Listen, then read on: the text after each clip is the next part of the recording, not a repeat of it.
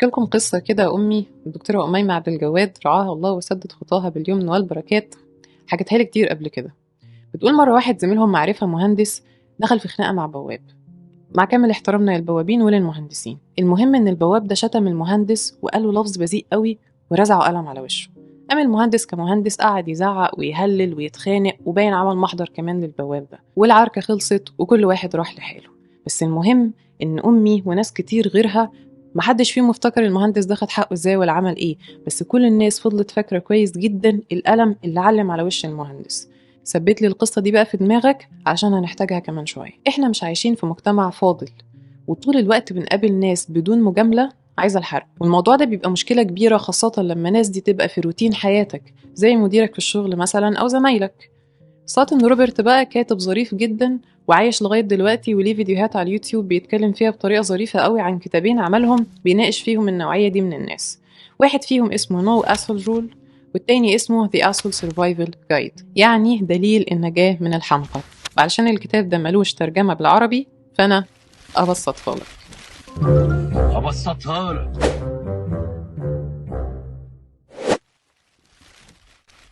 الكاتب بيقول إن أول طريقة من طرق هندلة الناس دي هي المواجهة بأدب. لما تزعل قول أنا زعلت، من فضلك ما تكلمنيش كده تاني. أقم الحجة عليه، ما تسيبهوش ينجم. ما تعتمدش قوي على حدس الناس العام وتيجي بعد ما يتغلط فيك 10-20 مرة وانت مشرد نفسيا تماما تيجي تقوله ما تكلمنيش كده تاني أو أنا زعلت، فقوم يرد عليك بمنتهى البرود ويقولك الله طب مش كنت تقول؟ فيا سيدي قول. ساتن بيفضل البدء بالأسلوب ده علشان هو الأول بيفترض حسن النية. يعني جايز اللي بيضايقك ده فعلا ما يكونش ده قصده، أو جايز ده أسلوبه في الحياة، أو يمكن أنت اللي حساس زيادة عن اللازم. أنت مش حمل عشم مثلا أو علاقات إنسانية أو تعامل مع الناس في المطلق، فرجاء وضح ده من الأول علشان ما تبقاش تيجي في الهايفة وتتصدر. والاحتمال التاني إن هو يكون قاصد يضايقك فعلا. وأنا اسمحولي يعني يا جماعة حابة أضيف تجربتي الشخصية في الحتة دي أو نظريتي الشخصية. بصوا يعني I believe in intuition، أنا مؤمنة جدا بالحدس وبصدق قوي في إن القلب بيلقط أسرع من العين وأسرع من بقية الحواس. فلو أنت بتتعامل مع حد وحسيت إن هو قصد يضايقك هو غالبا قصد يضايقك فعلا. ولو أنت بتتعامل مع حد وحسيت إنه بيتكبر عليك، رفضك شوية، عايز يقلل منك، هو غالبا الإحساس ده حقيقي. والموضوع ده أنا سمعته مرة قدرا كده في تفسير الشيخ الشعراوي في واحد من أسماء الله الحسنى، لما كان بيقول إن المعنى يسبق الكلام. المعنى بيتوجد الأول وبعد كده الكلام بيجي يعبر عنه. فأنت غالبا لو حسيت بحاجة فهي حقيقية وحاصلة وموجودة، غاية ما هنالك بس إنك لسه مش لاقي الكلام اللي يعبر عن الحاجة دي أو مش عارف تثبته بالمواقف الصريحة، بس في الغالب قلبك لقط صح. فلو حسيت إن في حد قاصد يضايقك ما تقاوحش، ومفيش مانع إن أنت تقرصهم قرصة، عشان غالبا في ناس كتير تبان أقوية بس أول ما بيتهد فيها بتسكت وبتجيب ورا. 2. If a bully keeps spewing venom at you, limit your contact with the creep as much as possible. يعني إيه؟ يعني ابعد عن الشر وأنيله، ومش غنيله على فكرة، يعني مش هتستفيد أي حاجة لما تغني للشرير، فهي أنيله، يعني ابني بينك وبينه سور. لأن الشخص المؤذي ده كل ما عرف عنك أقل كل ما كان تأثيره عليك أقل وتأثيرك عليه أقل. تقولي طب وتأثيري عليه ليه وأنا مالي يا لمبي؟ هقولك طبعا، أما هو عايز يأذيك ليه؟ ما هو يا إما هو غيران منك مثلا، عينه عليك على رزقك على نعيمك فعايز ينتقم منك بصورة ما، عايز يشوفك قليل بأي شكل فيهدى من جواه شوية فيفضل يضايقك. أو إن هو مريض نفسي يعني سايكو كنترول فريك، عايز يأثر عليك، عايز يشوف قد إيه هو يقدر يعلى عليك، فبيحاول يضايقك كل شوية علشان يلاقيك في حالة نفسية سيئة فبرضه يهدى من جواه. في الحالتين هو عايزك تقلب الصبي بتاعه، فده اللي احنا عايزين نتجنبه. ومنت لما تتحاشاه قدر المستطاع تعميه عن رزقك من ناحية، ومن ناحية تانية تبعد عن دايرة تأثيره، فتبقى مش بس بعدت عنه وبعدت عن إيده، لا أنت كمان تبقى سقطته من حساباتك، اللي هو أنت مش بس مش في بالي، لا أنا كمان مسقطك من حساباتي. لأن كمان خلي بالك الموضوع ده معدي جدا زي ما ساتن روبرت قال، وبيقول dealing with the jerks is contagious. علشان انت شوية بشوية هتبتدي تهاجمه بنفس سلاحه، اللي هو لو انت عيل انا عيل منك، لو مخك صغير انا مخي اصغر منك، فتبتدي بقى تدخل في دايرة مغلقة من الهري والكلام اللي هو اشطر منك فيه، فخسارة ليه. طيب كلام عملي بقى اعملها ازاي؟ دايما اخر خطوة، لو هتقابله كلمه في التليفون، لو هتكلمه في التليفون ابعت له رسالة، لو هتبعت له رسالة قصر في الكلام، لو خلاص مضطرين تتقابلوا قلل الكلام معاه، ولو هتكلمه اسمع أكتر ما تتكلم، وحاول على قد ما تقدر ما تعملش اي كونتاكت كتير علشان العيون بتنطق. 3. slow your rhythm. يعني إيه؟ ضرب نفسك ما تردش على طول.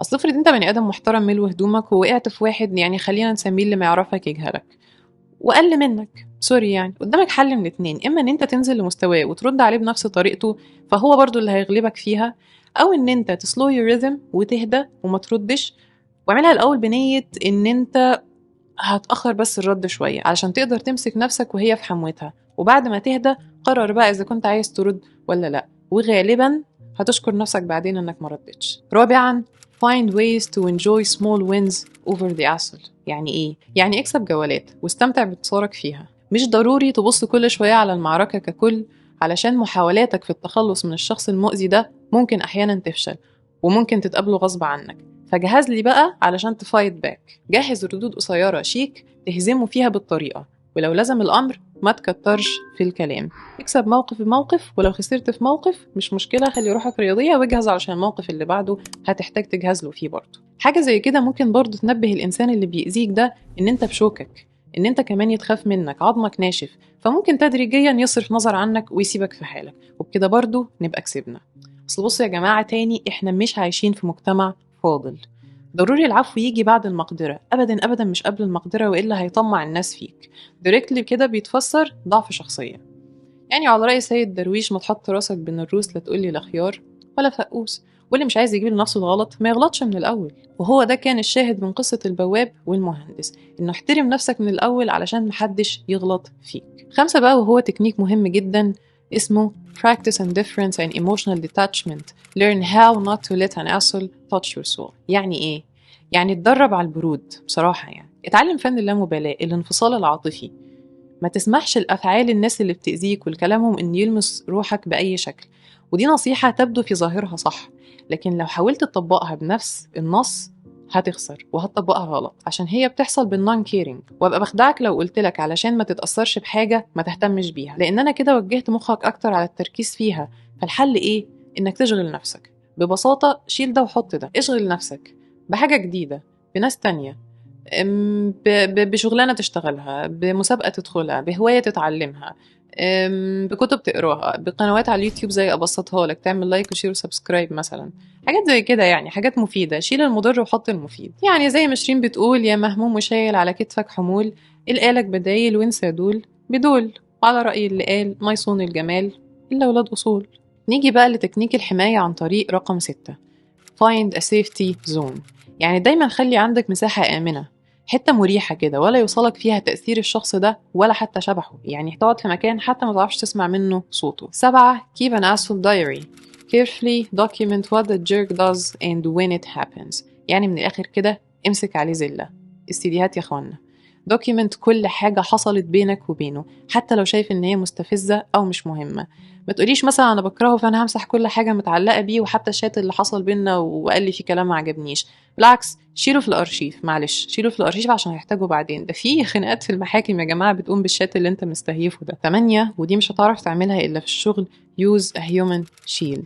فلو قلنا مثلا ان الاسهل ده هو مديرك في الشغل، فانت غالبا محتاج تتحامى في مدير تاني، حاجه كده زي لا يفل الحديد الا الحديد. 9 recruit fellow victims and witnesses. يعني ايه؟ جند الضحايا والشاهدين معاك، اعمل رباطية حواليك من الناس اللي شايفة ان الشخص ده مؤذي فعلا، وخاصة اللي اتأذوا نفس نوع الأذى اللي انت تعرضت له، بس تأكد ان ما يكونش بينهم عصفورة، وتأكد انهم ما يخلوش بيك في الوقت الجد. وأخيرا بيقولك take legal action if you must but do it as a last resort. يعني ايه؟ يعني خد إجراء قانوني ضد الشخص اللي بيأذيك كخطوة أخيرة، بس طبعا ده في الشغل أكتر منه في الحياة الاجتماعية، علشان انت مش هينفع تمشي في الشارع تعمل للناس محاضر، ولكن دايما حاول تتعامل مع ناس عندها كبير، لأنك لو بتتعامل مع حد ملوش كبير فهيبقى الحساب يوم الحساب لو قادر تصبر، ويجعل يومه قبل يومك. وأكون ممنونة جدا لو تعمل لايك وشير وسبسكرايب علشان الحلقة دي تحديدا خدت مني رقات.